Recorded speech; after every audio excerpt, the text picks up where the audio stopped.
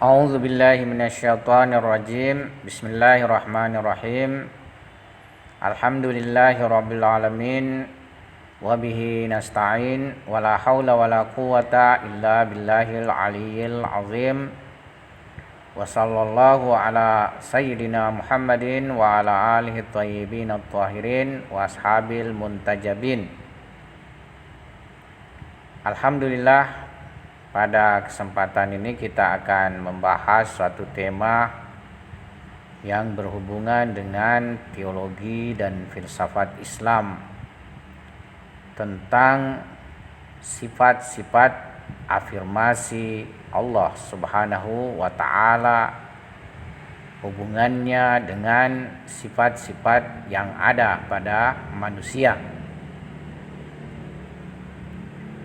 Dalam telaah teologi dan filosofi terdapat masalah yang berhubungan dengan sifat-sifat ilahi, khususnya yang berhubungan dengan sifat-sifat subuti atau afirmasi, yakni bagaimana kita memaknai sifat-sifat Tuhan yang secara kata mempunyai kesamaan lafaz dengan sifat-sifat manusia. Dalam hal ini, kita dalam menyifatkan Tuhan dengan sifat subuti atau afirmatif menghadapi 3 jenis problem berikut ini. Pertama, ilmu dan kudrah yang terkandung dalam kata alim, berilmu, dan qadir atau berkuasa, keduanya adalah kategori kualitas jiwa. Dalam konteks ini, bagaimana kita menyifatkan Tuhan dengan kategori kualitas yang termasuk salah satu dari bagian aksiden. Padahal bukankah Tuhan lebih tinggi dan mulia dari substansi dan aksiden? Kedua, di mana saja kita sifatkan 2 sifat ini, yaitu alim dan qadir, pada suatu maujud, maka pemahaman umumnya subjek mempunyai zat dan juga mempunyai sifat ilmu dan kudrah. Dan kemestian dari penyifatan ini adalah terangkapnya Tuhan dari zat dan sifat. Sedangkan terangkap pertanda butuh, yakni berkomposisi suatu alamat adanya kebutuhan. Dan pada akhirnya butuh meniscayakan dari wujud imkan yang merupakan lawan daripada wujubul wujud bizzat, yaitu keberadaan wujudnya adalah wajib dan zaruri secara azali. Sebagian dari sifat-sifat subuti, yakni bagian ketiga atau problema ketiga, sebagian dari sifat-sifat subuti seperti sami mendengar dan basir, sami mendengar dan basir melihat, butuh kepada perantara materi. Bagaimana kita menyifatkan Tuhan dengan sifat ini? Dan sebagaimana kita ketahui dalam rumusan tauhid ahadiyah, Tuhan suci dan bersih dari materi dan aspek-aspek materi. Para teolog serta filosof Islam sepakat bahwa seluruh sifat yang dialamatkan pada Tuhan adalah bermakna dan menggambarkan suatu realitas di luar dari akal. Atau bahasa urfnya yang secara umum dipakai dan dipahami bahwasanya proposisi-proposisi yang terdapat dalam agama bukanlah sesuatu yang ambiguitas dan bukan juga bahasa yang berdimensi syair, serta bukan pula suatu cerita legenda dalam artian memiliki hubungan dengan realitas eksternal. Apabila ditemukan problematika dalam hal ini, maka dengan seluruh bantuan serta potensi yang dimiliki, baik itu akal pikiran, mukasyafah kalbu, serta elaborasi ayat serta riwayat, maka berbagai problematika tersebut akan terpecahkan.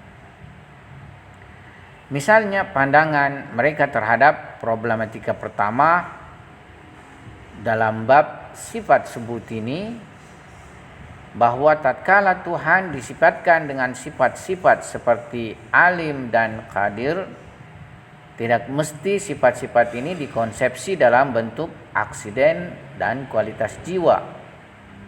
Akan tetapi disebabkan keagungan dan ketinggian eksistensi Allah Subhanahu wa taala, maka ilmu dan kudrah adalah tegak secara sendiri, dan hak Subhanahu wa taala adalah identik ilmu dan kudrah itu sendiri. Masyarakat awam memang menggunakan bahasa agama dalam pemahaman urf tanpa memperhatikan problematika dan kekurangan yang ada. Sementara filosof dan teolog juga dalam pembicaraan sehari-hari menggunakan cara masyarakat umum, tetapi dalam kedudukan didasari burhan dan argumen yang menampakkan keutamaan dari pemaknaan mereka terhadap sifat-sifat tersebut.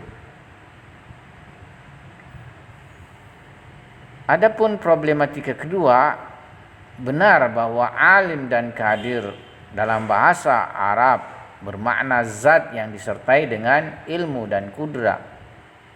Tetapi dari segi kesaksian akal, Tuhan adalah wujud basit, simple, dan antara zat Tuhan dan sifatnya tidak terdapat dualitas.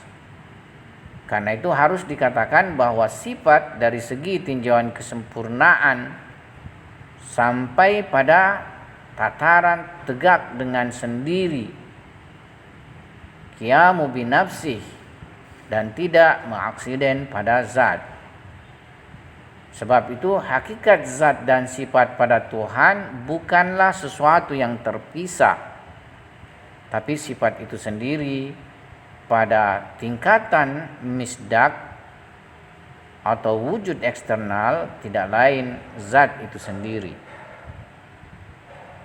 Filosof dan teolog menyifatkan Tuhan dengan makna bahasa sebagaimana digunakan orang-orang pada umumnya, tanpa melakukan intervensi dalam makna. Dan sesuatu yang ada adalah burhan dan argumentasi akal yang mengantarkan mereka dalam masalah ini pada kenyataan yang lebih tinggi dari pemahaman urf. Oleh karena itu, pemahaman yang lebih tinggi tidak menyebabkan intervensi dalam penggunaan lafaz. Namun mungkin saja orang-orang dalam kedudukan menyifatkan tidak memperhatikan bahwa ilmu merupakan kategori kualitas dan mengaksiden atas zat, dan mereka serta-merta menyifatkan Tuhan dengan sifat tersebut tanpa mempunyai perhatian terhadap konklusi dan hasil argumentasi. Karena itu ketika memasuki pembahasan rasional, maka dengan sendirinya mendapatkan problematika seperti ini. Terhadap problematika ketiga disebutkan bahwa kekhususan partikular tidak mesti dipandang sebagai bahagian batasan dan mahiyah sifat-sifat ini. Kekhususan tersebut memiliki dimensi tertentu dan bukanlah pilar daripada makna. Sebab aktualitas dan realitas mendengar, yaitu sami, dan melihat, basir, bukanlah sesuatu kecuali kehadiran yang didengarkan di sisi yang mendengar dan kehadiran yang terlihat di sisi yang melihat. Kendati pun dalam hal ini tidak melibatkan dan menggunakan alat serta wasilah materi seperti yang terjadi pada manusia menggunakan mata dan telinga sebagai media di dalam melihat dan mendengar. Dan berasaskan tauhid ahadiyah yang ditetapkan secara burhan dan argumentasi oleh filosof Islam dalam bab tauhid bahwa zat Tuhan adalah basit, maka mendengar dan melihat dalam hal ini tentu tidaklah bermakna kehadiran materi di sisi materi.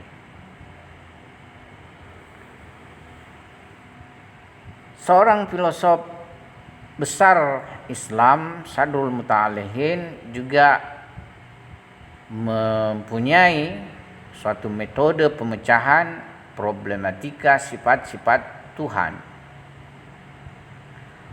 Sadrul Muta'alihin Mula Sadra dalam kitab Al-Asfar jilid ke-6 mengungkapkan suatu pembahasan dan permasalahan yang berhubungan dengan sifat-sifat Tuhan.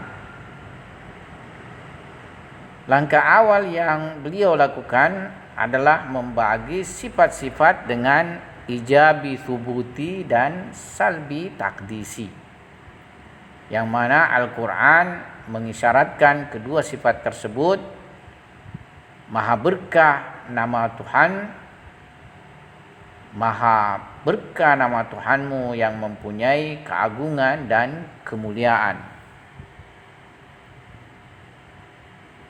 Karena itu sifat jalal adalah kesucian zatnya dari keserupaan dengan yang lain, serta zatnya suci, lebih agung dari apa yang disifatkan terhadapnya. Sedangkan sifat ikram adalah suatu sifat yang Tuhan memuliakan dirinya sendiri dengannya, dan sebagai konklusinya pemilikan kesempurnaan tersebut adalah kemuliaan. Berikutnya sifat-sifat kelompok pertama diketahui sebagai negasi kekurangan-kekurangan dan ketiadaan-ketiadaan, serta memaklumatkan bahwasanya seluruh sifat-sifat tersebut kembali kepada satu bentuk penegasian, yaitu negasi imkan dari Tuhan. Akan tetapi kelompok sifat-sifat ini juga dilihat sebagai negasinya negasi, maka kembali bermakna afirmasi. Untuk sifat-sifat kelompok kedua juga terbagi atas dua jenis. Pertama, sifat hakikiyah seperti ilmu, hidup, dan kudrah.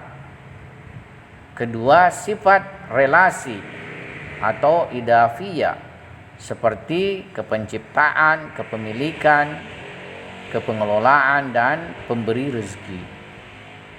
Kemudian seluruh sifat-sifat afirmasi hakiki kembali kepada sifat wujubul wujud, dan seluruh sifat-sifat afirmasi relasi kembali kepada satu relasi, yaitu relasi tegak dengan sendirinya, idhafah qayyumiyah.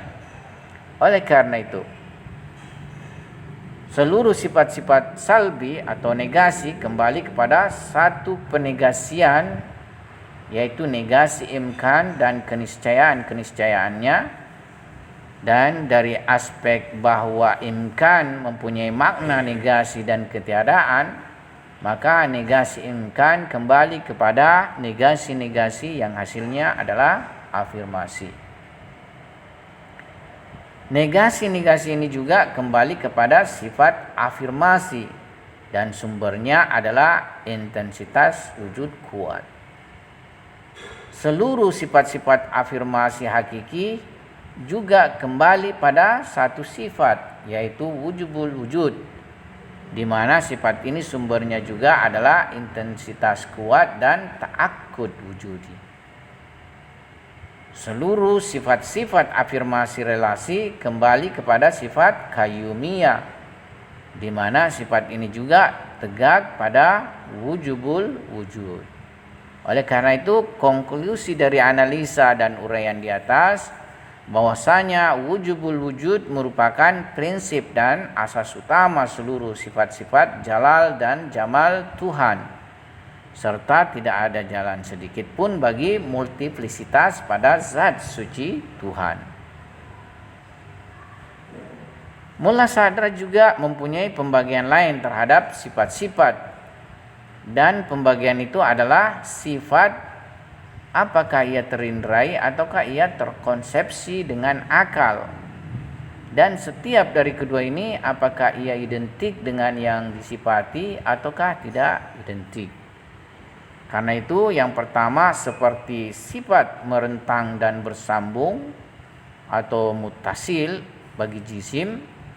Yang kedua sifat seperti hitam untuk jisim.